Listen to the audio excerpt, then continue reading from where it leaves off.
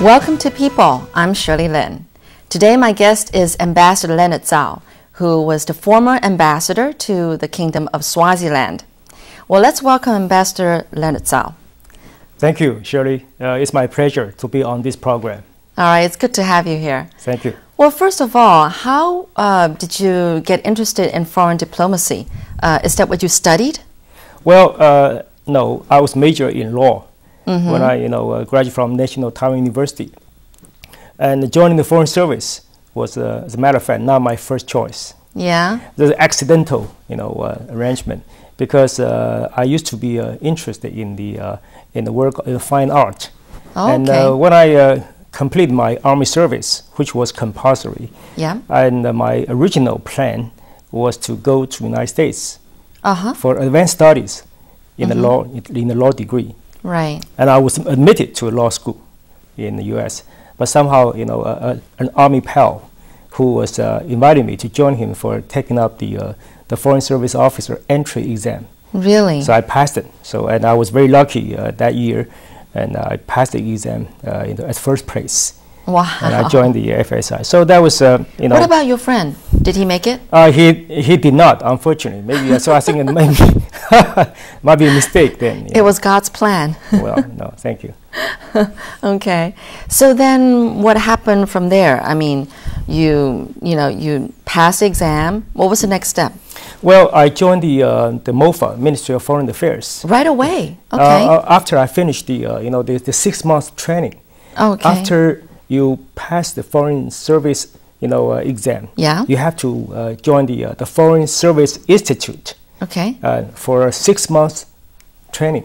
What went on during those 6 months? Well, you have to go through a certain a lot of studies, advanced studies and extensive labs, and then the rehearsal, because diplomacy is a highly comprehensive school of thought. You not only try to gain some knowledge in the textbook, but you have to practice. Something like you might not believe it. We were taught to learn how to enjoy the good wines and how to drive a car. Hey, this is great. You learn all these things for free. And even how to dance, because that was is a highly diverse and very exciting. Did you like the dancing part? Well, I was actually I was very interested in dancing before I joined the Foreign Service. Oh, that But after FSI training, I came into the MOFA, the workforce. My first job was in the Beimei North American Affairs Department. Right. And that was in October 1978 to be exact. And unfortunately, about 3 months later, the United States broke up the diplomatic ties with Taiwan. So that was a historic moment. And I was very that was a special moment. I witnessed the historical change of Republic of China's the history of diplomacy. That's an unforgettable part of my memory. Okay. Well, while we're on this subject, I mean, you eventually did get to America when you were stationed there at Washington, D.C. That's right. And then after that in Canada. Yes. And you started, or rather you set up the de facto embassy in Canada, in Ottawa, Canada. And this was after a hiatus of 22 years after we broke relations with Canada. So what was that like? Can you talk about the experience and what things you did when you were there? I think it was an exciting moment, but also a lot of pressure, stress for you. Setting up having, not having that relationship with Canada for that long, and then to reconcile the relationship again. Well, yeah, you're right, Shirley. Looking back, I found myself very fortunate, and I was very honored to have been able to serve in both capital cities of North American countries, namely Washington, D.C. of the United States and then Ottawa of Canada. And when I went to Washington, first time, 1982, and that was shortly after the diplomatic, breakup between the U.S. and Taiwan. So that was a really busy and demanding job. And not only my humble self, even my boss, like Dr. Fred Chen, and also my colleagues, co-workers, then in Washington, D.C. office, we all have been under tremendous amount of pressure. And I was assigned to deal with State Department and U.S. administration and the think tanks, even some in both political parties, Democratic Party and Republican Party. So that was very exciting 4 years for my first tour in Washington, 82 through 86. And after that, I returned to Taiwan, serving for at North American Department and American Desk. And later on, I was transferred to the minister's office, helping our foreign minister. And that was another learning experience. Right. My horizon was broadened, tremendously. And after that, I was actually, I quit my job. I took the initiative to ask for permission to leave the government for study. So I went to Harvard. I was admitted to Harvard University, and then I got a degree, MPA, at Harvard Kennedy School. And after that, I came back to Taiwan, and back to the Ministry of Foreign Affairs. Then shortly after, I was assigned to go back to North America, but now Washington, D.C., to Canada, as you mentioned, under the assignment of setting up our so-called TICO office, which you call the de facto embassy per se. But the official title is the Taipei Economic Cultural Office in Ottawa. Yes, you're right. Canada is another great country, and which broke up the relations, diplomatic one, with Taiwan as early as 1970. So, almost 20 years later, and I returned to Ottawa as the first government official of Taiwan to be seen, in the Canadian capital city. But so I spent another 4 years in the Ottawa, which they call almost the coldest capital city in the whole world. Second to Ulaanbaatar. Oh, Ulaanbaatar. Mongolia. In Mongolia. Yeah. So when I recall vividly, a relaxing note. Shortly after I set up, the office in Ottawa, my Canadian friends asked me. It's rather, it's a rhetorical question. Mr. Chao, how do you like our winter? Because it's very cold, severe cold. And I say, I know what the kind of answer they expect from me. I say, well, I rather enjoy the pride of being able to survive your winter. They asked me, did you enjoy our winter? I said, well, enjoy the pride of being able to survive the winter. But that was a very interesting part of my career time. Yeah. Well, it seems like over the kind of training that you had, besides, what was it, dancing and what was the other thing you said? I think you also learned etiquette, and then especially in your speech. I mean, it seems like you hang the word humble in like every other sentence that you've spoken. But I'm sure also on top of that, you've learned a lot of things about maybe even like looking for a house and I mean looking for a house for the representative.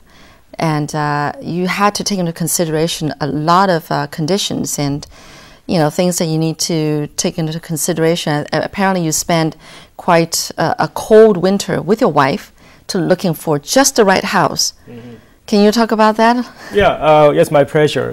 Because Canada and Taiwan, we haven't had any relations whatsoever ever since 1970. Right. Until 1992, 22 years later, when I got there. It's a huge gap. It's a large, empty part of, the 22 years of the bilateral relations. So I had to start everything from scratch, including, finding an office, also as well as finding a residence for our representative, the next representative. I was not a representative. I was junior liaison officer. Yeah, but it took me some time, and it really, I have to be thankful to my wife. Yeah, I'm sure. And also, I had to be thankful to my Canadian counterparts. They helped me a lot. The Canadians are great people. They are very accommodating and very considerate. So I set up this residence of our representative is located in the core center of diplomatic area, surrounded by a lot of other countries' ambassadors' residence, including the Japanese one and the British one. So it's very, prestigious location.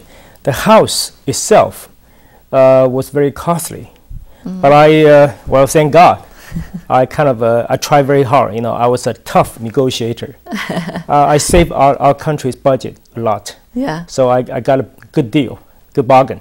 And then after they changed the ownership to our government for this house, and the price was rising up.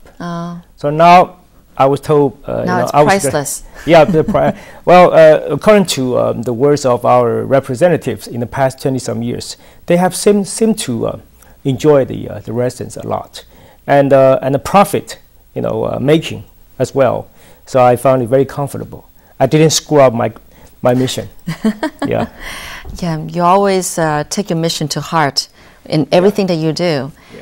I'm curious, what are some of the things that you consider when you go looking for an office or a residence?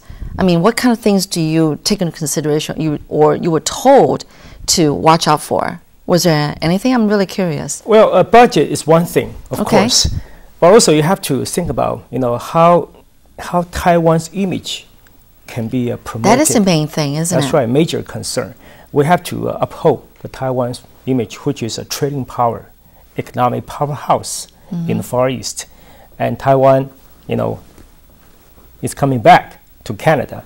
So I keep a lot of things in mind. I think you're right. I'm myself. I'm a Virgo. Virgo is always it's not quite a popular. What, perfectionist? Detail oriented. Okay. Whatever mission I was given, I always try to get on with it. Heart and soul, heart and hand, full-heartedly. So I like to provide this residence for our government, which is going to be A+, number one, in terms of the location, in terms of the symbolic, significance, and also the price is reasonable. So I think I found myself very lucky. Of course, without the helps of my colleagues and my Canadian friends, I couldn't have done it. So I have to be thankful. The credit should be theirs, not mine. That is great. What were some of the things that you thought were different between the United States and Canada? Well, that's a tough question. It's a sensitive one. I don't know if there's going to be a Canadian audience or American audience, but seriously, personally and professionally, I like both countries, and I have learned a lot, from American counterparts and from Canadian counterparts. These are only two great countries in North America. Of course, I think to be a diplomat or to be a businessman, per se international businessman, which I call myself when I was in Ottawa, I didn't want to stir up some political sensitiveness or embarrassment.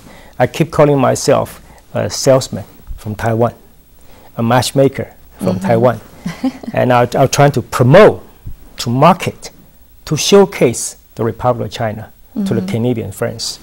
They both, U.S. and Canada, they both have their respective strengths. They both have their special characteristic features. But one of the difference, if I may say that, is in the U.S., only English speaking. Yeah. But in Canada, in Ottawa, it's a bilingual. Okay. Bilingual, city. French and English. English. Yeah. And because Canada was under British, influence. Right. For in history, so that was a very multi-faceted, highly diverse country in terms of culture. So you may call it in the U.S. and Canada. In both countries, we have witnessed some Chinese expatriates, Chinese overseas. But in the U.S., they call the U.S. a melting pot.